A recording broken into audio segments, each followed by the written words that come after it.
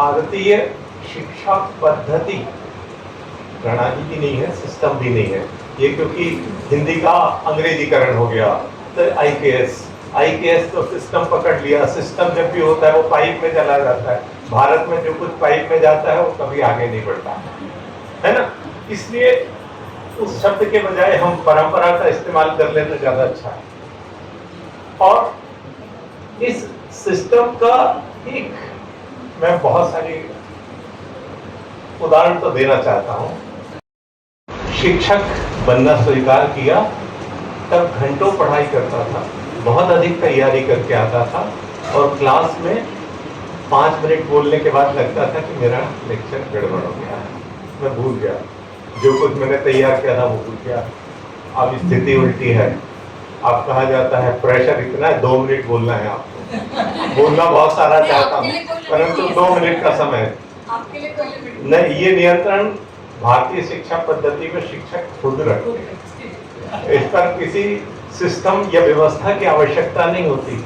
यहाँ जो सर्वाधिक महत्वपूर्ण बात है, मैं आपका केवल 2 मिनट ध्यान उस पर देना चाहूंगा।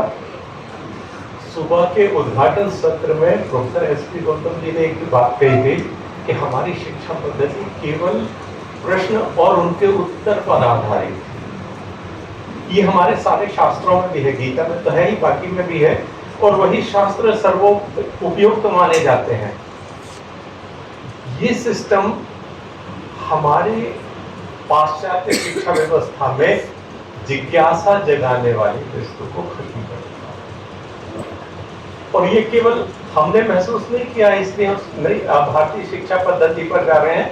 वास्तव में अब वेस्टर्न कल्चर में जिस एजुकेशन से हम रंगे हुए हैं, जिस एजुकेशन के हम अभ्यस्त हो गए हैं, जिसमें हम अपने आप को सुखपूर्वक अपनी डिग्री प्राप्त करने के लायक बना लेते हैं, उनको चलाने वालों ने भी अब इसको मान लिया है।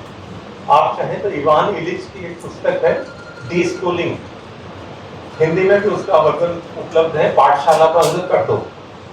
कारण केवल इतना है कि हमारी जो शिक्षा व्यवस्था है इसमें जिज्ञासा खत्म हो जाती है।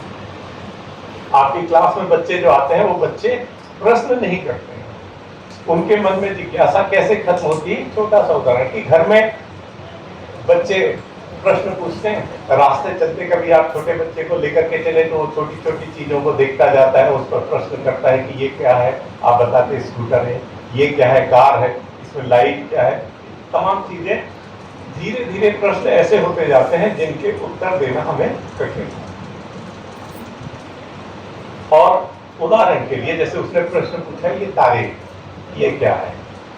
अब अगर आप उसको विज्ञान के रूप में पढ़ाना चाहते हैं तो आपको उसकी एक अवस्था के बाद ही विज्ञान पढ़ा सकते हैं। परंतु हमारा भारतीय शिक्षा पद्धति इन्हीं चीजों को इतना सरल करके आपके सम्मुख रखता है जो दुनिया की किसी भी शिक्षा व्यवस्था में संभव नहीं है। उसका एक छोटा सा उदाहरण, अरबों रुपए लगा करके नासा के वैज्ञानिक भी वही बता रहे हैं कि चंद्र ग्रहण किस समय होगा जो हमारा 30 रुपए का पंचांग भी बताता है। हमारा ज्ञान इतना सरल, इतना सहज उपलब्ध होना चाहिए और ये इसी ज्ञान की व्यवस्था की सबसे अच्छी बात है और इसे इसी रूप में आगे बढ़ाने की जिम्मेवारी हम सबकी है। और एक और व्हाट्सएप पर आपने बहुत सारे लोगों ने देखा होता है, वायरल हुआ है तो वो मेरे कारण, आपने उसमें क्योंकि नाम नहीं आता है इसलिए ध्यान भी नहीं जाएगा और किसी को बताइएगा भी नहीं, क्योंकि उसमें बहुत सारे लोग जुड़े हुए हैं, उनमें किसी का नाम नहीं है।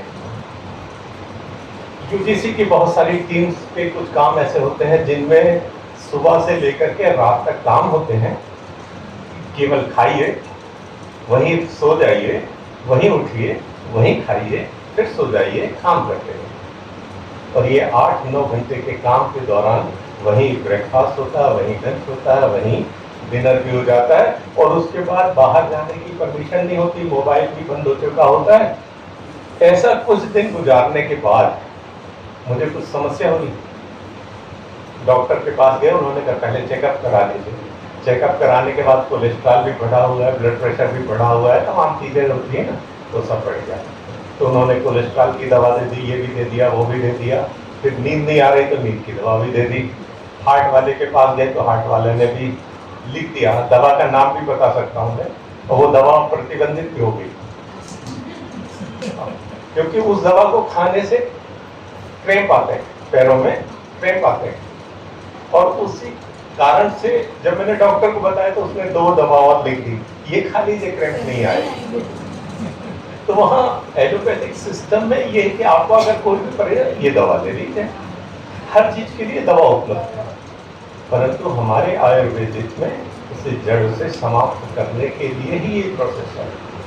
जैसे शायद चतुरानी सरनेम है, उन्होंने आयुर्वेद पर प्रस्तुत किया था। वास्तव में इन्हें पर्याप्त समय मिलना चाहिए। ऐसे और लोगों के भी पेपर्स हैं जिन पर हमें विस्तार से सुनने, समझने और गहराई से उन पर विचार करने की आवश्यकता है। आज भी इस कॉन्फ्रेंस के माध्यम से हमको ये मंच मिला है कि हम अपनी भारतीय शिक्षा पद्धति के बारे में गहराई से जान सकें, और हम इस विचार मंथन के माध्यम से गोल्स, ये गोल्स हो सकते हैं, वो नहीं हो।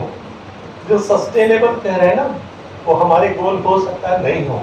ये सस्टेनेबल गोल्स भी वर्ल्ड डेवलपमेंट रिपोर्ट में दिए गए हैं। 10 गोल बना दिए, सारे देशों के लिए हो गए। हमारे वो गोल नहीं भी हो सकते हैं, परंतु हमें वो इवॉल्व करना है। हमें ढूंढना है कि हमारे गोल्स क्या होंगे, उन्हें कैसे प्राप्त करेंगे। और उसके लिए मुझे ऐसा लगता है कि हमारी शिक्षा पद्धति ही इसमें समर्थ है। और हम सब इन 2 दिनों की कार्यशाला के साथ कुछ निश्चित निष्कर्ष के साथ सामने आएंगे। और मेरी बात को धैर्यपूर्वक सुनने के लिए, और उन लोगों के सामने बोलना जो स्वयं बहुत अच्छा बोलते हैं, थोड़ा सा कठिन होता है, और ज़्यादा बोलने को बचा के रखने के लिए मैं आप सबका धैर्यपूर्वक सुनने के लिए बहुत बहुत धन्यवाद।